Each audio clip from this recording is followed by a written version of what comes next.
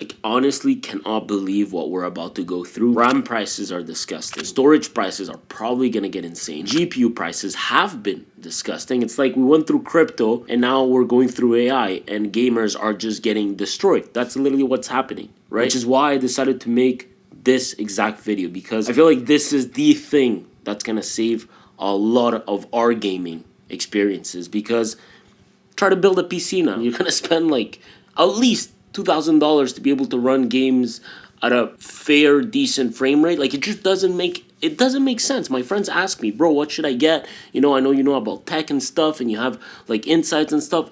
I don't know what to tell you guys. I have no idea what to tell you guys. Like, I try to recommend parts and stuff. It just doesn't even make sense. It doesn't make sense. So this is why not only am I giving away 3 PlayStations in this video, but I'm also going to talk about the Steam Deck and try to help you guys make a decent purchase, because it just doesn't make sense. It doesn't. Anyways, if this helps you guys, consider subscribing and just enjoy the video. Really, just watch the whole thing, and I hope it helps you guys. I think I'm getting sick. Anyways, enjoy your Wednesday. Very simple. Valve has about 350 employees that keep making absolute wonders. I got the OLED version and it's amazing. In fact, I got the white one and it's been aging quite well. I do think though that over time my joysticks will become more yellow and yellow, so maybe avoid the white one in that aspect, or maybe just get custom joysticks. And if you ever do, while you're at it, just get Hall effect joysticks. And Hall effect joysticks are very interesting because instead of physical contacts, they use magnets, which means no drift, smoother control, and way longer lifespan. Although on my end, I've been totally fine with mine up to now, but do know that the common timeline from what I've seen online before they start acting up is about 8 to 18 months. Regardless, if they break, don't freak out, there's a solution. But just know that if you take care of your Steam Deck like I've been doing, it'll last you for a while, like a long time. Like, I've brought mine into planes, put in bags, used in hotels, and it's perfectly fine. Or almost, actually, because I got a little scratch on the top of my screen. I don't know, maybe just put a screen protector. That makes sense. I'll probably just end up leaving a link down below from the brand, if that helps. Look, this is me trying to convince you to get a damn Steam Deck.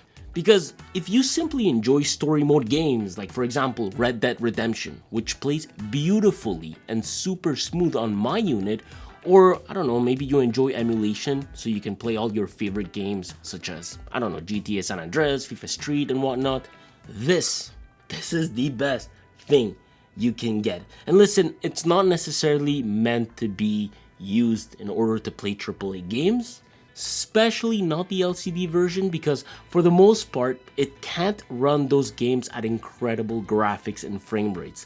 It just simply does not have the capacity. So we don't have the capacity. But that doesn't mean it can't run them.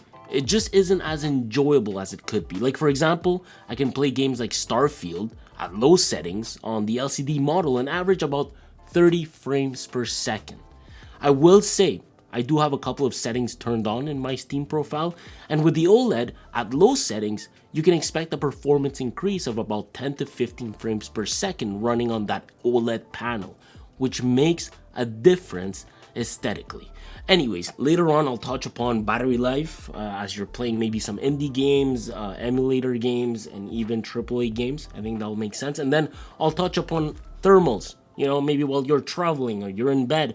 How hot does it get? Does that make sense? But the one thing I do want to touch upon right now is that, well, sadly, you can't really play multiplayer games like Battlefield 6, which I know it can be annoying for a lot of you guys and a massive deal breaker, but remember that in order for you to be able to play those games, you need a kernel level anti-cheat software. And because this doesn't run on Windows, rather a Linux distro called SteamOS, it just can't do that.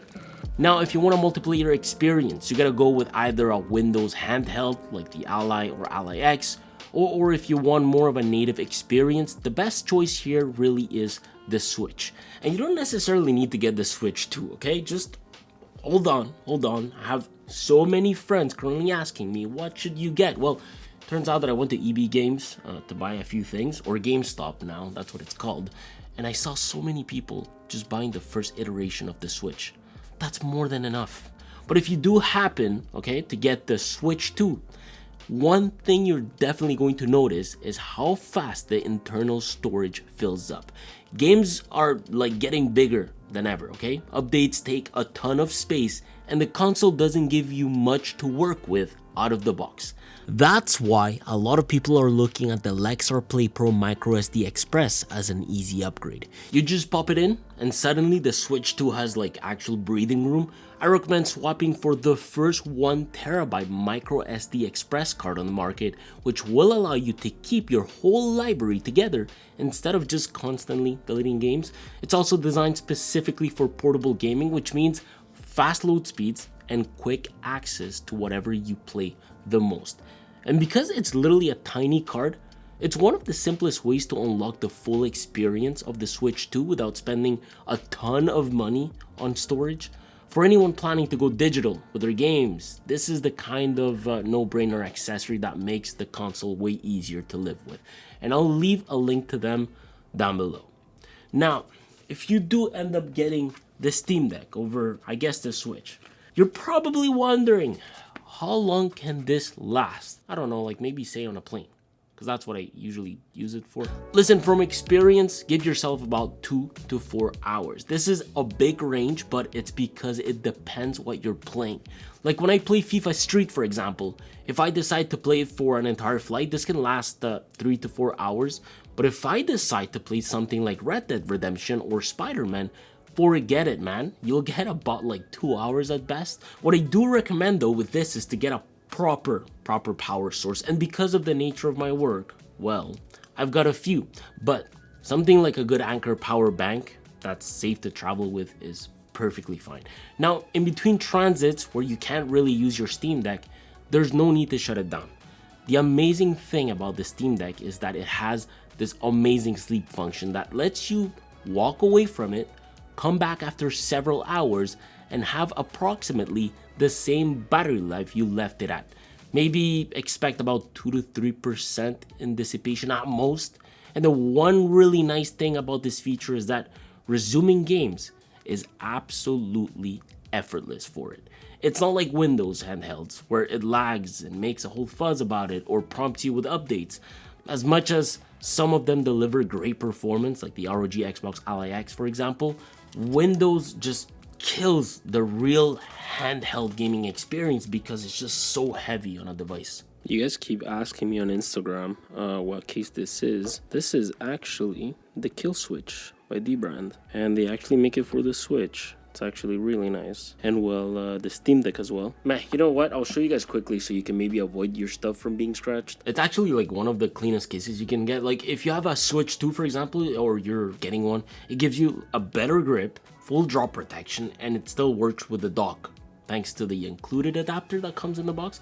Plus, you get a crush-proof travel cover with built-in game card storage. So if you decide to throw this in a bag like I usually do with, I don't know, a camera and lenses and a computer and other stuff, you don't have to worry because the screen is protected and your sticks aren't going to get messed up. And right now, Dbrand extended their Black Friday sale until the 14th at midnight. So you can save $45 on the Kill Switch Ultra Kit, which bundles the case with their Prism glass. It's also available at Best Buy across the US for any last minute shopping, so you can just check online inventory if it's convenient. Look, because Steam Deck runs on SteamOS, SteamOS has been optimized to really deliver the best portable gaming experience possible, which is why Instant Resume is so good. On top of that, because it runs on SteamOS, games run smoother at lower TDPs, fans work smarter, you get fewer random bugs, there are no Windows processes killing performance, no random notification pop-ups, no Windows bloat. It's just great. SteamOS also uses its own built-in per-game performance profiles that you can tweak, where you can limit frame rates, refresh rate, GPU clocks, TDP limits, FSR upscaling, thermal limits, and so on. So it's something I did do with the LCD model to try and get the most out of Starfield to showcase it within this video. See, like, I don't know if you guys caught that, but playing on the LCD, games like Starfield, for example, sometimes it freezes the unit. I don't know if you guys saw that. I had to completely restart it, but it froze the unit. I couldn't do anything, and it happens like from time to time while playing AAA games from what I've been testing. So that's one thing to keep in mind. SteamOS also lets you force AMD FSR on basically any game at system level, even if the game doesn't support it. So it lets you do that, which I haven't tried. I haven't tried that on my end, but apparently it's amazing for battery life and to get the smoothest gameplay you can possibly get. Might be great for the LCD model, but I'm quite happy with the performance of my OLED.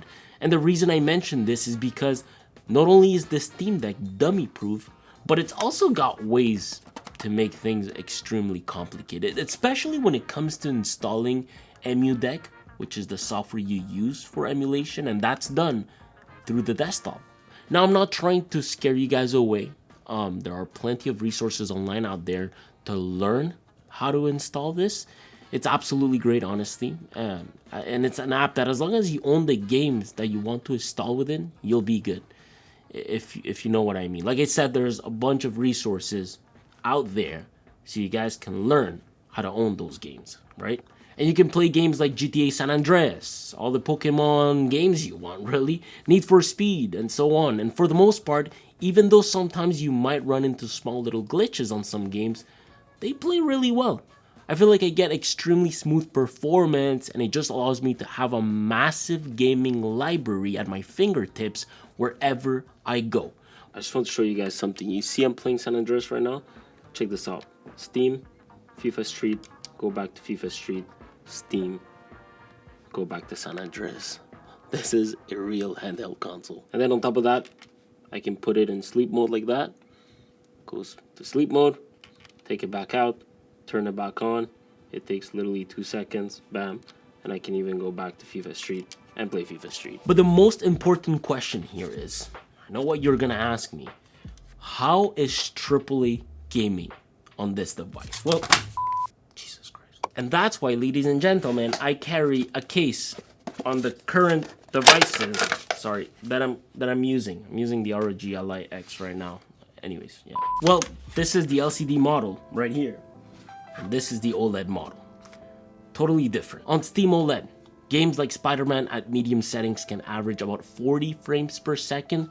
Games like Red Dead Redemption, that I have running within the Rockstar launcher, can run you at about 45 to 50 frames per second at low to medium settings. Starfield, expect about 35 to 40 frames per second at low settings.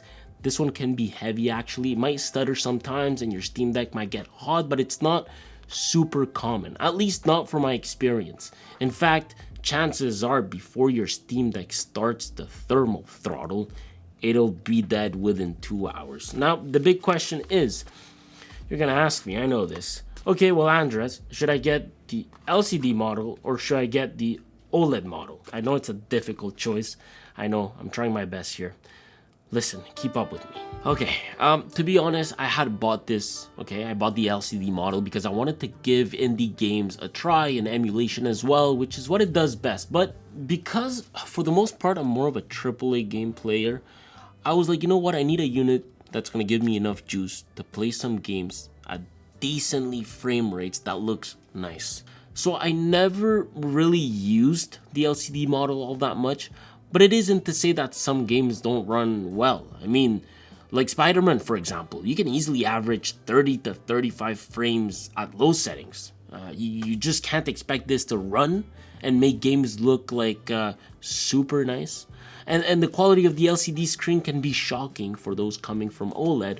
However, if you are planning on just grabbing this unit because you just want to play indie games or emulation games, which you have thousands and thousands of titles to play from, or very, very light AAA gaming, the LCD model is just a bargain. It is incredible, and I really, really recommend it if that's the type of person you are.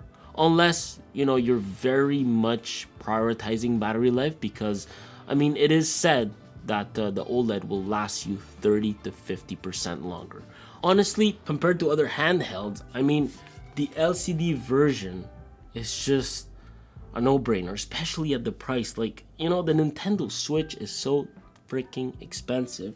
The ROG Ally X, as much as I've been enjoying this thing, it's just really expensive. And then comes the Steam Deck OLED, not as expensive as those ones, really. But, you know, if you're looking for the best bang for your buck, this is it, in my opinion. As for my own experience with my own unit, okay, the Steam Deck OLED, thermals have been pretty good. In fact, really good if I was to compare it to other handheld devices I've used in the past.